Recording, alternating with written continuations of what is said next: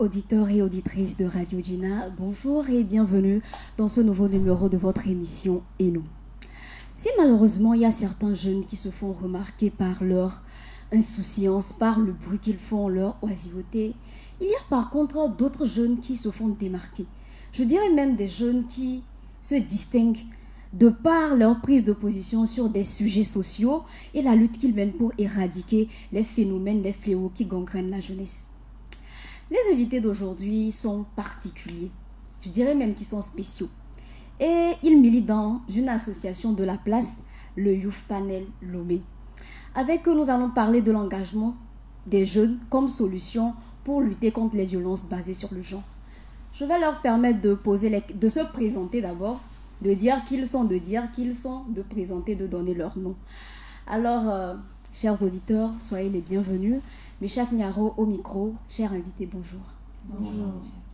On va commencer par ma droite. À ma droite, on a une jeune dame. Bonjour. Bonjour. Je suis mademoiselle Flavia, je suis étudiante en département de lettres modernes à l'université de Lomé. Je suis comédienne voix off et je suis la chargée des articles au Youth Panel Lomé. Merci. D'accord, on continue avec le garçon. Oui, bonjour, je suis Kolani Edoupan Dieudonné, étudiant en fin de parcours licence réseau télécommunications à l'école supérieure des affaires ESA Gouet. Je suis le chargé de la communication du Youth Panel Lomé. Merci. Et je réponds au nom de Lamboni Alexandrine. Je suis également étudiante en 3e année en chimie et je suis membre du Youth Panel Lomé. Merci. Merci, chers invités. Donc, sur le plateau, nous avons Alexandrine à ma gauche, Flavia et Kolani à ma droite. Comme je le disais tantôt, nous parlons d'engagement. Alors, en quoi consiste l'engagement des jeunes? Oui, Flavia? L'engagement des jeunes consiste à partir de l'étape de simple bénéficiaire et de devenir actif en influençant les décisions au niveau des mairies, au niveau des leaders communautaires et au niveau de nos pairs également. D'accord. Kolani ou Alexandrine ont quelque chose à ajouter? Oui, quand nous parlons de l'engagement des jeunes, d'abord nous notons que ces jeunes-là sont également des citoyens. Alors, c'est quoi l'engagement des jeunes? Alors, l'engagement des citoyens, alors, c'est tout acte ou toute action menée par ces personnes-là ou ces individus-là dans un État qui sont dirigés vers des pouvoirs publics visant à opérer un changement ou à influencer des décisions concernant le budget, la politique, les lois, les cadres. Alors, quand nous parlons d'influencer les décisions concernant les budgets, en fait, nous voulons faire allusion à, je prends l'exemple de Golfe 5, la commune du Golfe 5, où peut-être, c'est un exemple que je donne, où peut-être la mairie n'a pas alloué un budget pour accompagner la jeunesse ou encore les enfants. Donc, en tant que citoyen, en tant que jeune engagé, mon devoir, c'est d'aller plaider pour la cause de ces jeunes-là, afin qu'on puisse vraiment allouer un budget pouvant les accompagner dans leur action. Merci. D'accord, merci Alexandrine. Oui, pour ranger dans les exemples, il faut comprendre que l'engagement citoyen est un peu nuancé de l'engagement communautaire. L'engagement communautaire, c'est ce qui consiste à participer aux activités communautaires, notamment les activités de salubrité, les journées du sport.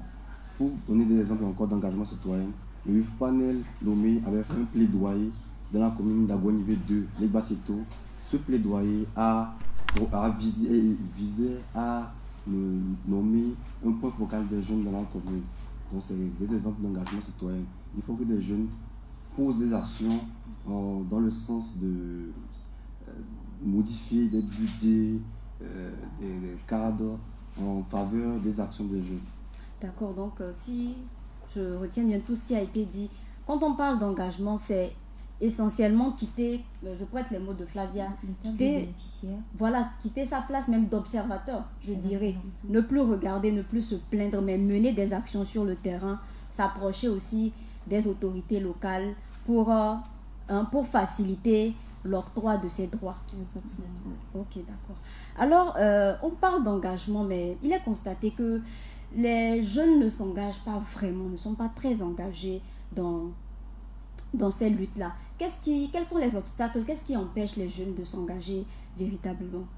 Oui, L'engagement citoyen. Oui, très souvent, certains jeunes ne sont pas engagés par rapport au cadre dans la famille, dans la société. Par exemple, on dit non, tu es jeune, toi tu peux faire quoi? Qu'est-ce que toi tu peux faire? Les vieux n'ont pas encore fait, toi tu vas faire quoi?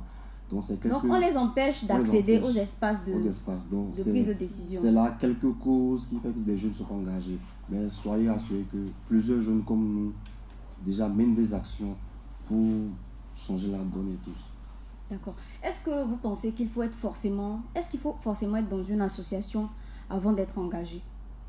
Non, il ne faut pas forcément être dans une association. Vous pouvez, dans votre quartier, déjà de constater un problème. Et aller vers maintenant les institutions pour pouvoir résoudre ce problème, déjà vous êtes engagé. C'est ce que Flavia disait. L'engagement citoyen, c'est de quitter l'étape de bénéficiaire pour devenir actif. Le bénéficiaire, c'est la personne là qui bénéficie déjà des décisions déjà prises. Mais la personne active, c'est lui qui fait le suivi des décisions prises en faveur de la communauté. Donc vous n'avez pas besoin d'être en association, vous pouvez être...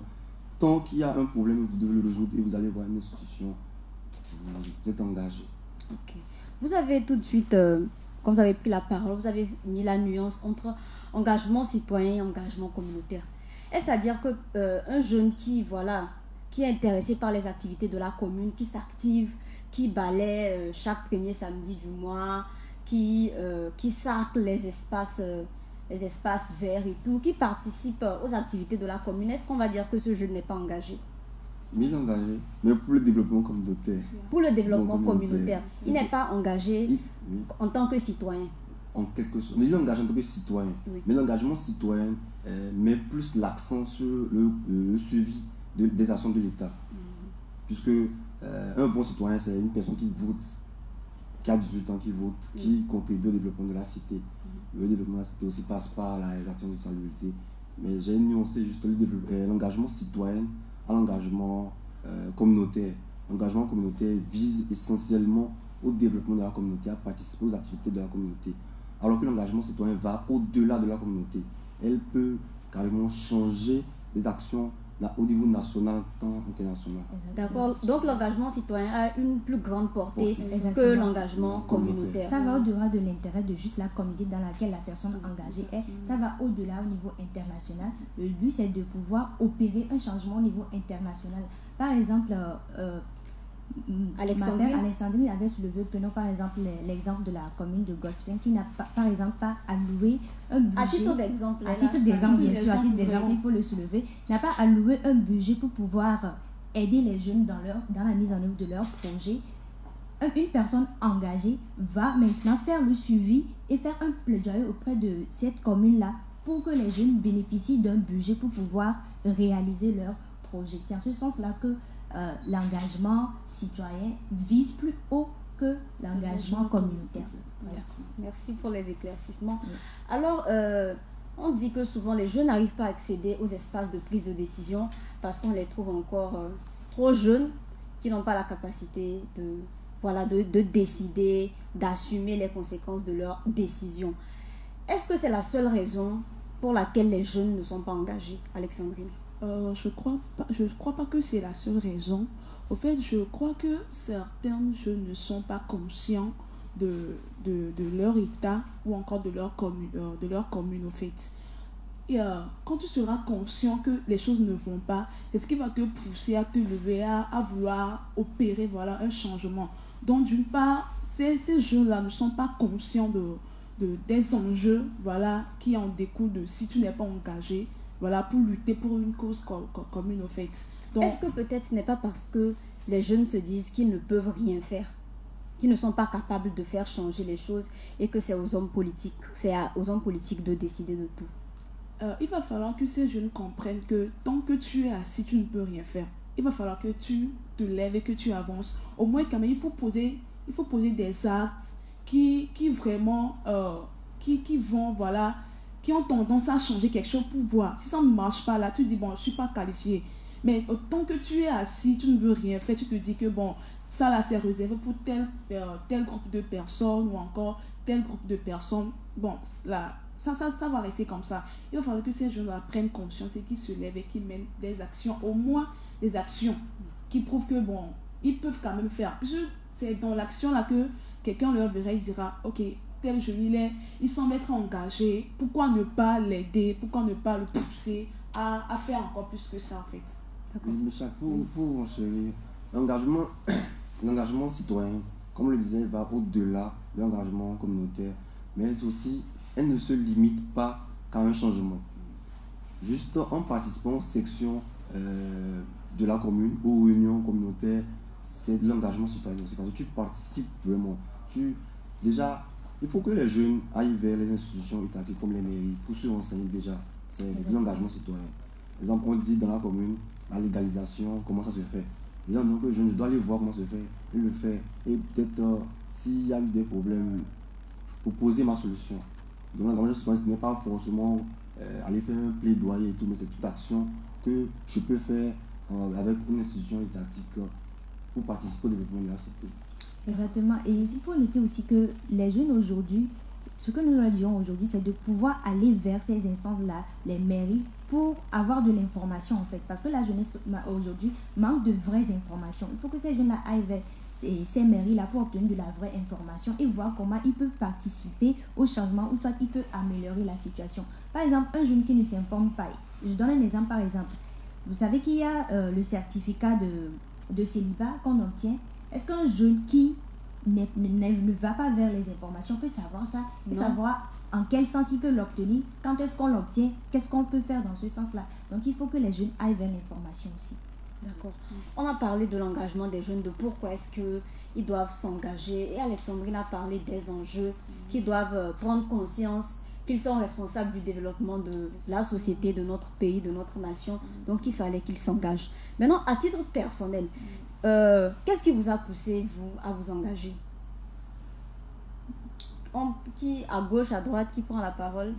Colani ou Flavia? Ok, je peux aller. À titre personnel, je veux dire que j'ai grandi dans une communauté où j'ai vu des filles abandonner leur classe, les bancs, sitôt parce qu'ils avaient des grossesses non désirées. Certaines ont même fugué la maison parce qu'ils étaient violés. Exactement, parce qu'ils étaient violés. Mais à cause de nos normes et croyances dans la société aujourd'hui, on a tendance à banaliser ces faits-là. Une fille qui quitte les bancs d'école parce qu'elle a été violée, bien elle a été harcelée par exemple par son oncle à la maison, on va dire, gérons cette situation-là entre nous. Bon, c'est vrai que tu as harcelé ta fille, tu as violé la fille, bon, tu es son oncle, c'est ta fille, donc on gère ça entre nous. Alors que les conséquences que cet acte-là a sur la fille, on ne prend ça pas en compte et ça détruit les vies. C'est ce qui m'a poussé moi à m'engager pour pouvoir lutter contre le harcèlement sexuel. D'accord. Alexandrine, qu'est-ce qui vous a poussé à vous engager? Déjà, ce qui m'a poussé à m'engager, c'est juste pour amener, voilà, puisque j'ai constaté que dans ma commune, voilà, il y a pas mal de ces jeunes-là qui s'en fichent pas mal de tout ce qui se passe au niveau de la mairie. Voilà, donc en fait, puisque quand je me suis engagée, cela me donne le courage d'aller vers la mairie, les mairies, pardon, voilà, pour s'informer. Alors ces jeunes-là ont tendance à voir, bon, Alexandrine peut aller vers les mairies pour s'informer sur ce qui se passe, alors je peux aussi, puisque je ne suis pas, en fait, je suis pas différente d'eux, en fait, ils sont jeunes comme moi.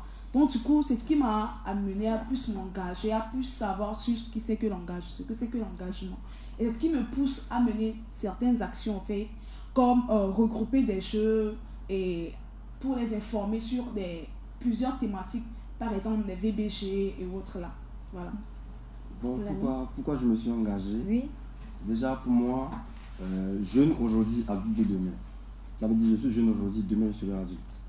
Actuellement je suis entre guillemets bénéficiaire, demain je vais être acteur. Donc pour moi c'est un devoir d'être engagé.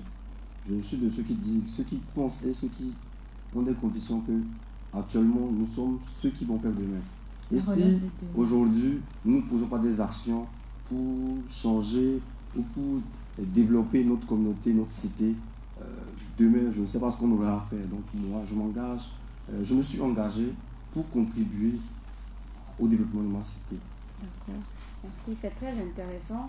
on se rend compte que vous avez envie de faire des choses pour impacter votre société, que vous êtes conscient que vous êtes les adultes de demain, comme Kolami l'a dit. Dans la logique de votre engagement, vous luttez contre les violences basées sur le genre, les VBG. De quoi s'agit-il exactement? Voilà, le VBG, c'est l'ensemble des actes nuisibles volontairement qu'on affiche contre une personne, contre son gré. Notez que c'est contre la volonté de la personne là, dans le but d'obtenir des faveurs sexuelles auprès de la personne.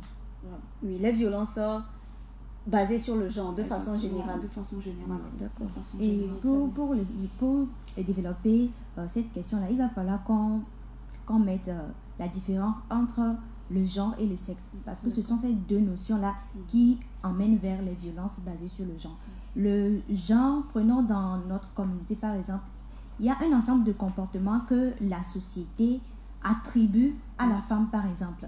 Un ensemble de comportements que la société attribue à la femme et à l'homme en fonction de leur sexe, en fonction des caractères physiologiques, biologiques que ces personnes-là présentent. On leur attribue un comportement. Par exemple, on dit la femme doit allaiter. Et on dit par exemple que la femme... On dit la femme doit allaiter ou la femme allaite? La femme allaite, c'est naturel. Ce sont des comportements qu'on attribue à la femme. Par exemple, que la femme ne peut pas être chauffeur, peut être chauffeur de gros camions sous prétexte qu'elle est une femme. Est-ce à dire que la femme, là, elle n'a pas les capacités qu'il faut pour être chauffeur, ou parce qu'elle est femme, entre guillemets, qu'on dit qu'elle ne doit pas être chauffeur? Donc, c'est à partir de ces notions de genre-là qu'on aboutit aux violences basées sur le genre. Donc, la nuance entre le sexe et le genre, c'est que le sexe, ce sont les attributs physiques, physiologiques. Exactement. C'est tous inné au fait. Voilà, les acquis innés, peut-être les le yeux, nombre de chromosomes, voilà, etc. Voilà. la biologie, la physiologie. Tandis qu'on parle de genre, c'est par rapport à la société. Ce que les attributs de la société Le à chaque sexe. comportement, oui. Voilà. Le comportement aussi à Le comportement. Dans notre société, par exemple, on dit c'est la femme qui est censée s'occuper de la maison, de la cuisine. La place de la femme, je vais dire, c'est ce parabole qui est en vogue de nos jours. La place de la femme, c'est à la cuisine. Ça veut dire que la femme, c'est elle qui est censée prendre soin de la maison parce qu'elle est femme, elle est née avec les aptitudes de cuisine, etc., comme les normes l'indiquent. Mais non, c'est pas ça. D'accord, Flavia. Est-ce à dire que la question du genre est influencée par la culture? Exactement. La question du genre est influencée par la culture. Dans nos différentes cultures, nous avons des différentes normes qui régissent cette culture-là. Par exemple, ici, au Togo, je vais dire, nous sommes au Togo, c'est l'homme qui dote la femme, par exemple. Tandis qu'en Inde, c'est la femme qui dote l'homme. Donc, la culture influence les normes de genre. D'accord. Donc, des genres qu'on peut trouver au Togo, c'est pas ce qu'on va trouver en Côte d'Ivoire, au Portugal, en Amérique, etc. Ça varie en fonction de nos cultures. Et maintenant, les violences basées sur le genre sont des violences qui sont perpétrées sur des individus à cause de leur sexe ou de leur genre. J'aimerais comprendre. À cause de leur sexe ou de leur genre. Oui. Déjà, c'est parce que la personne de telle sexe que on lui attribue une certaine étiquette que tu es genre, tu dois faire la cuisine, tu es genre, tu ne dois pas aller à l'école. Donc, on le fait à cause du genre, en fait. À cause du genre. Pour moi, on parle des VBG, les violences basées sur le genre. On peut parler de l'excision, par exemple. C'est une violence basée sur le genre. C'est sur les filles, ça se fait. On peut parler du harcèlement sexuel, on peut parler du viol. Le viol, on peut parler de... Quoi encore, par exemple? Mutilation génitale aussi. Voilà, oui. Mutilation génitale. Donc, c'est l'exemple de violence basée sur le genre. Pour te dire que c'est lié à notre catégorie de personnes. D'accord. Maintenant, dans notre contexte, le contexte de notre pays, dans nos cultures, dans notre société, quelle est la violence qui est la plus répandue, qui est la plus récurrente? La plus récurrente? Oui. Je dirais la violence domestique. La violence domestique. La violence domestique. Parlons des violences basées sur le genre. Quelle est la violence qui est la plus répandue? La plus répandue dans notre société, qui est plus alarmant, c'est le harcèlement sexuel. Et c'est le pourquoi, en tant que personnes engagées, nous menons des actions pour lutter contre le harcèlement sexuel. D'accord, donc vous êtes dans la logique des violences, de la lutte basée sur le genre, spécialement les violences sexuelles. Oui. Est-ce qu'il y a d'autres exemples de violences basées sur le genre, d'autres types de violences sexuelles qu'on rencontre. D'autres types de violences sexuelles. Il y a le harcèlement, elle l'a dit, Oui. le viol. Oui. J'ai parlé de la mutilation génitale aussi. D'accord. Maintenant, qu'est-ce que vous faites exactement? Puisque vous êtes membre d'une association, le Youth Panel, qu'est-ce que vous faites exactement au niveau de votre association pour lutter contre ce fléau-là?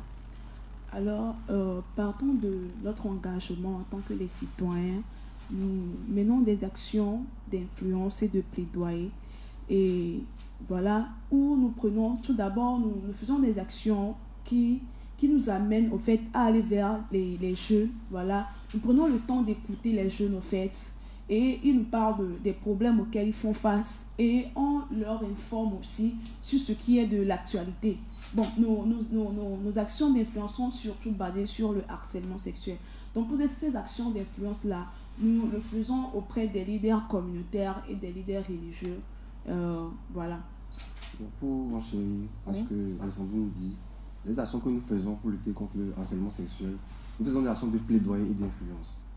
L'influence, c'est quoi? C'est d'amener les leaders religieux, les leaders traditionnels, les chefs cantons, les tobis, les prêtres, les imams, à nous aider à déconstruire des normes et croyances qui encouragent le harcèlement sexuel.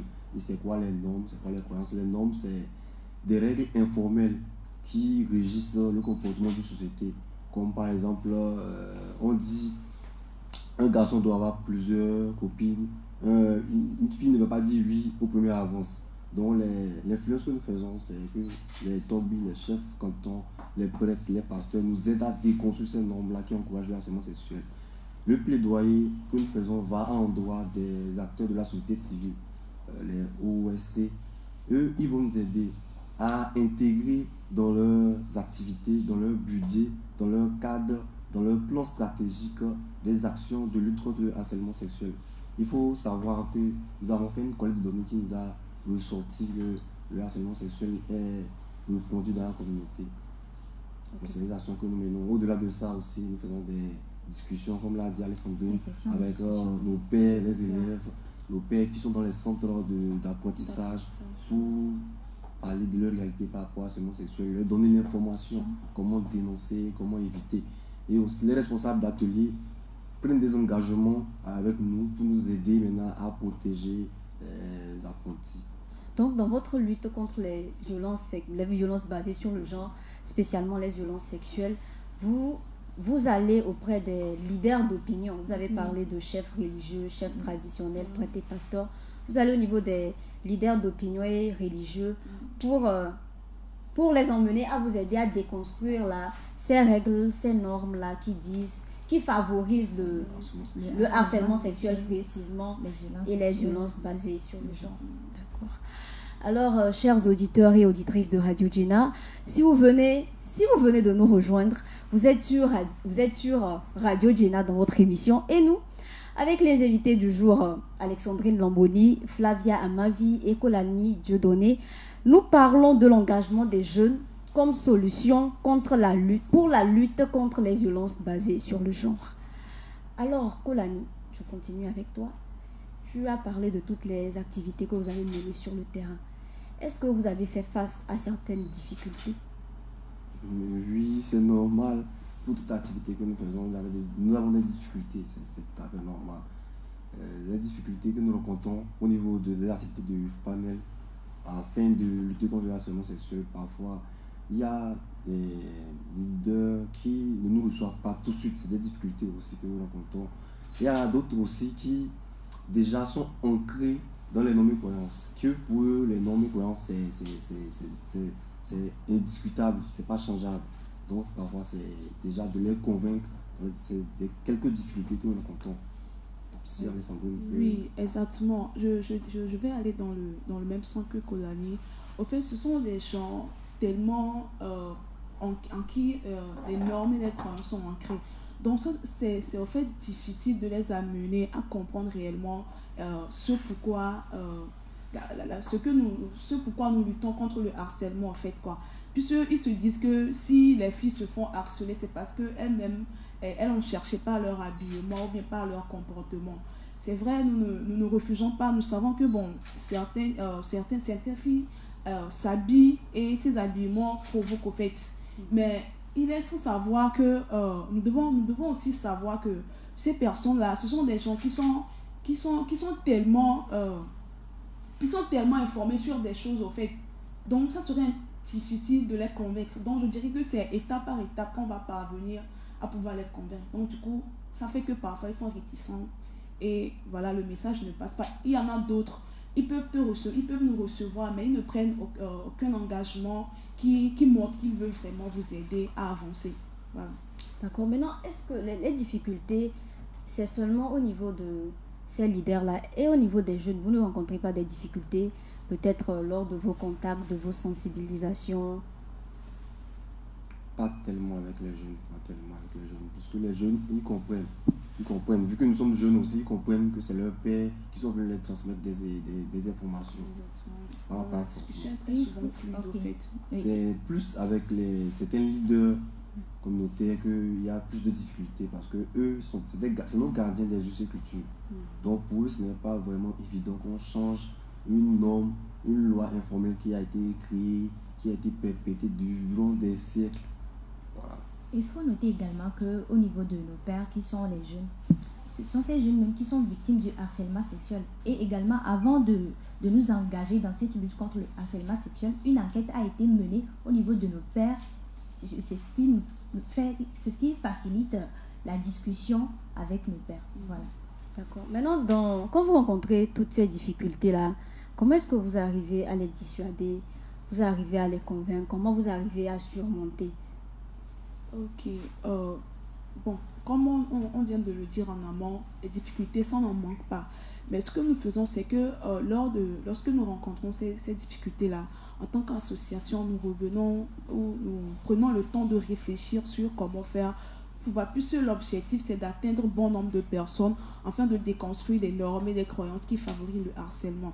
Alors, quand nous revenons en tant qu'association, nous changeons de méthodologie et nous voyons dans quelle mesure on peut toucher à ces deux personnes.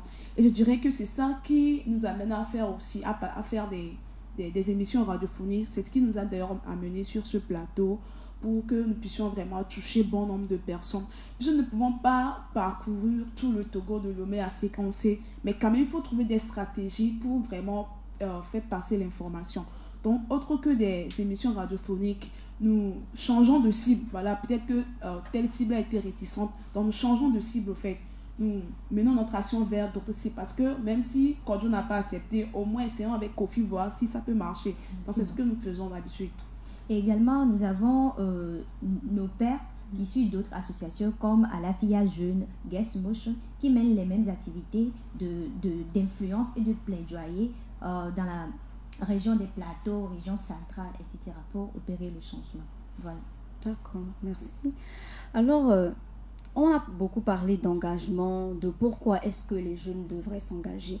À votre niveau, mis à part les activités que vous faites pour lutter contre les violences basées sur le genre, qu'est-ce que vous faites pour emmener vos pères jeunes à s'intéresser à l'engagement citoyen? Qu'est-ce que vous faites pour les emmener à s'engager? Flavia, tu veux continuer? Oui, déjà, vous allez voir que je vous ai dit tout de suite que ce qui m'a amené à m'être engagée, c'est la situation qui s'est passée dans ma communauté. Vous allez voir qu'en prenant chaque jeune, il y a coûte que coûte une situation qui dérange cette jeune-là. Il y a une situation qui horribile cette jeune-là. Quand tu es dérangé par une situation, tu ne vas pas t'asseoir, croiser les bras en étant spectateur, spectatrice pour dire que je veux le changement, ça va changer. Il y aura plus de personnes qui seront détruites par ce problème-là. Il faut se lever et poser des actes pour opérer le changement. C'est en ce sens-là que nous avons cette fluidité de pouvoir échanger avec nos pairs et de les amener à être engagés. Et quand nous disons engagés, vraiment, il faut se lever en fait. Il faut être prêt à faire des sacrifices. Il faut être prêt à faire du volontariat. Parce qu'il y a aussi cet aspect-là qu'il faut noter. Les jeunes sont là, ils se disent, bon, c'est vrai qu'il y a ce problème-là que les vies sont détruites. Mais moi, personnellement, quand je m'engage dans ce sens-là, je gagne quoi concrètement? Il faut que les jeunes comprennent ça aussi, que dans l'intérêt collectif, dans l'intérêt public, il faut oublier ses propres intérêts personnels et poser des actes pour avoir le changement qu'on veut. Oui. Alors, j'ai une question en même temps à vous poser. Quel est le défi après qu'une personne s'engage? Est-ce que le fait de dire je suis engagé suffit? Après l'engagement, après avoir décidé de quitter la position de bénéficiaire, de simple, de simple spectateur, observateur, là, quel est le défi? Qu'est-ce qui attend maintenant le jeune? Le défi aussi, c'est de pouvoir être assez disponible et de pratiquer l'abnégation aussi. Je viens de le soulever, il faut être prêt à faire des sacrifices pour l'intérêt public. C'est le grand défi. Et aussi être patient. Être patient. Par exemple, aller vers les mairies, les préfectures. Nous avons ce problème de normes là qui fait que les mairies ne sont pas assez ouvertes à recevoir les jeunes. Nous avons ce problème aussi. Donc, en tant que jeune engagé, il faut être préparé psychologiquement, mais aussi être prêt à pratiquer l'abnégation pour pouvoir avoir le résultat qu'on veut. D'accord. Kolani? Je voulais revenir sur la question de comment on amène d'autres jeunes à s'engager. Déjà, de par cette émission, nous arrivons à toucher d'autres jeunes qui vont comprendre c'est quoi l'engagement citoyen et qui vont s'engager. Et au-delà de ça aussi, nous faisons nos actions déjà, nous parlons de nos actions. Nous partageons nos actions sur nos réseaux sociaux. Et nous avons la dernière fois rencontré les responsables, les représentants des mairies pour pouvoir discuter avec d'autres jeunes, voir comment est-ce que les mairies peuvent collaborer avec nous, comment nous pouvons créer des cadres de consultation avec ces mairies. Donc voici un peu quelques actions que nous faisons pour amener d'autres jeunes à s'engager. D'accord. Dans le cadre du projet sur lequel vous travaillez, vous êtes très engagé, vous menez des activités. Quels sont les acquis, les résultats de cet engagement? Est-ce que déjà vous voyez des résultats? Vous avez acquis quelque chose? Des acquis personnels? Oui, des acquis personnels, collectifs. Est-ce que, voilà, maintenant que vous vous engagez, vous remarquez des changements? Est-ce que les lignes bougent? Est-ce qu'on vous reçoit? Au début, peut-être qu'il y avait des difficultés, on ne vous recevait pas. Est-ce que maintenant, c'est en train de changer? Oui, effectivement, les lignes bougent. Il y a de cela, je peux dire, 3-4 mois, quand on allait vers des institutions, entre guillemets, les mairies, excusez-moi, c'était pas évident, c'était pas facile. On va vous dire tout de suite, vous n'avez pas un récépissé, quand vous aurez un récépissé, venez et tout. Maintenant, à force de travailler, de faire des actions, actuellement, on peut avoir un de soulagement quand des mairies nous appellent pour dire ok, les jeunes venez collaborer avec nous, les jeunes nous sommes d'accord avec vous et tout. Déjà, les lignes bougent à ce niveau, il y a des changements. Et aussi, quand on retourne voir certaines personnes avec qui on avait discuté, on était venu leur parler de certaines thématiques. Aujourd'hui, ces mêmes personnes allaient reparler avec d'autres personnes et là, on est déjà rassuré que les lignes bougent. En train de bouger. Également sur le harcèlement sexuel, parce que c'est le problème pour lequel nous luttons. Il y a déjà les filles, les victimes qui ont maintenant cette capacité dans les communes que nous avons déjà eu à travailler, qui ont maintenant le courage et cette capacité-là de pouvoir dénoncer ou bien de pouvoir faire recours aux sociétés, aux centres d'écoute pour leur venir en aide. Donc dans les mairies, il y a des cellules d'écoute?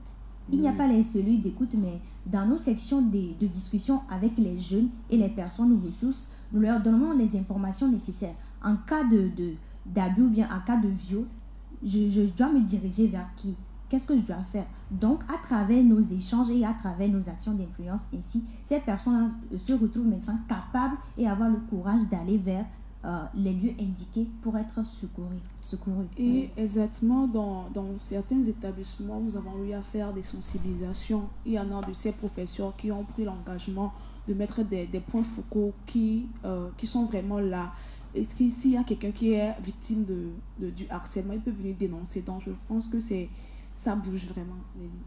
D'accord. Et maintenant, dans votre environnement immédiat, dans votre cellule familiale, puisque vous êtes des personnes engagées, vous êtes pas mal informés et formés sur des thématiques. Est-ce que vous remarquez des changements autour de vous? Exactement. Et bon, de mon côté, c'est un témoignage que je donne.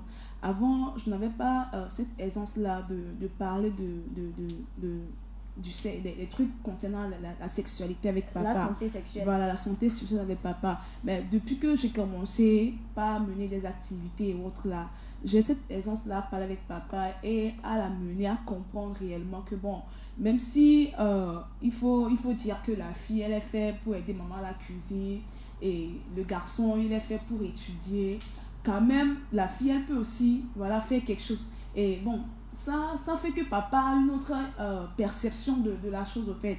Je dirais qu'il était borné, au fait. Donc, par ces échanges-là, je vois que maintenant, il commence pas à comprendre, au fait, l'importance d'aider, de pousser sa fille à aller de l'avant. Donc, je dirais que c'est un peu ça. J'ai maintenant l'aisance là de parler de tout ce qui va avec papa, tout ce qui va avec la sexualité avec papa. Voilà. D'accord. Kolani, est-ce que ton engagement t'a permis de toucher tes amis proches? Moi, dans mon environnement, c'est ok. J'ai le soutien de mes proches qui, déjà, de par les activités que je fais, même parfois d'autres même viennent me poser des questions sur les activités que je fais, d'autres même viennent m'aider encore, me dire non, à ce niveau, il fallait dire ça, à ce niveau, il fallait dire ça. Déjà, même tout de suite après l'émission, je suis sûr que d'autres vont m'appeler. D'autres vont m'appeler. D'accord, Flavia? De mon côté, déjà, avec les sections de discussion que nous faisons entre jeunes et entre parents aussi, déjà, je vais aller sur la base d'Alexandrie. Il y a les parents maintenant qui comprennent la nécessité de pouvoir parler d'un certain sujet avec ses enfants. Et également, il y a les jeunes qui viennent nous aider à pouvoir avoir l'accès facile vers les instances de prise de décision. Et également, dans notre propre communauté, il y a des personnes qui viennent vers moi, qui disent, j'ai ce problème-là, il y a une personne là qui a été victime du harcèlement sexuel, qui a tel problème. Dans quelle mesure est-ce que tu peux l'aider? Qu'est-ce que tu me conseilles de faire, etc. Donc, j'arrive à opérer ce changement, à pouvoir aider les gens à travers mon engagement citoyen. D'accord. Un jeune qui a envie d'apporter des changements à l'échelle nationale, à une grande échelle, et qui n'est pas dans une association, comme vous par exemple, qu'est-ce qu'il peut faire comme activité, comme action, pour également apporter sa touche au développement, au changement de notre société? Oui, je l'ai dit haut. Un jeune qui n'est pas dans une association peut être engagé déjà du simple fait de s'approcher des institutions étatiques, comme par exemple un ministère, comme par exemple une mairie. Déjà, le jeune va au niveau de la mairie, il dit ok, bon, excusez-moi, il va au niveau de la mairie, il nous présente, il dit bon, je suis jeune de telle communauté, je veux contribuer au développement de la communauté. Déjà, Et il sera reçu? Oui, il sera reçu. Simplement comme ça? Il sera reçu simplement. Ah. Puisque les mairies nous ont rassuré qu'ils ont compris les enjeux des jeunes et qui sont disponibles à recevoir des jeunes. Donc je ne suis pas sûr qu'une mairie va renvoyer un jeune comme ça parce qu'il est venu dire qu'il veut participer. Déjà, le simple fait de vouloir contribuer, déjà vous êtes engagé. C'est à force de vouloir que vous allez pouvoir. Donc, qui s'approchent des institutions étatiques, manifester leurs besoins de contribuer, ils auront tous les outils nécessaires. Ah, d'accord. Donc, à tous ces jeunes qui sont engagés, qui ont envie de s'engager, on vous a filé le secret. Il suffit juste de se rapprocher des instances, des autorités locales, et voilà, vous serez accueillis parce que le Youth Panel a déjà fait le travail là-bas et l'accès est libre, free. Alors, nous sommes arrivés presque à la fin de cette émission. Est-ce que vous avez un mot pour conclure, un appel à lancer aux jeunes, aux parents, aux acteurs de la société civile? Est-ce que vous avez quelque chose à dire pour les déjà, jeunes? moi je vais lancer un appel à tous les jeunes, garçons, hommes, filles. L'engagement citoyen ou la lutte contre le harcèlement sexuel n'est pas une question utopique. Il faut comprendre qu'aujourd'hui, si nous luttons, c'est pour nos petites soeurs, c'est pour nos soeurs, c'est pour nos mamans, c'est pour tout le monde, c'est pour nous aussi. Nous ne sommes pas épargnés, puisque une cousine peut être harcelée, elle peut avoir un problème. Donc le fait que j'appelle à tout le monde à être engagé. Et également, j'aimerais adresser mes paroles envers les parents. C'est vrai que nous sommes engagés, le UFANE est engagé, que nous menons des actions pour déconstruire les normes, mais étant seuls, nous ne pouvons pas déconstruire toutes ces normes-là. Et quand on parle de normes, la déconstruction de ces normes-là commence par la maison. Quand vous confiez certaines tâches à la fille, par exemple, vous dites, oui, c'est parce que tu es fille, tu dois faire ces tâches-là, et que tu es un homme, tu es censé fréquenter, tu es censé aller loin dans tes études, nous les appelons à travers cette émission qu'ils puissent mettre au moyen des filles et des garçons les mêmes chances et opportunités de réussite. Voilà. Bon, je dirais à tous les jeunes qui nous ont suivis pourquoi ne pas partager cette émission avec d'autres jeunes. Puisqu'on se dit que c'est parce que les jeunes ne sont pas tellement informés, c'est pour cela qu'ils restent toujours oisifs. Donc pourquoi ne pas partager ces informations qu'il a eues lors de cette émission avec d'autres jeunes. Peut-être que cela peut booster quelque chose en quelqu'un. Voilà. Donc partagez. Ah, d'accord. Alors, vous entendez les auditeurs, les jeunes, partagez, faites circuler l'information. Il y a des jeunes qui sont engagés mais qui ne savent pas comment faire. On a donné la solution, la méthode à utiliser. Alors, partagez sans hésiter. Voilà. Chers invités, Merci d'avoir choisi Radio Gina.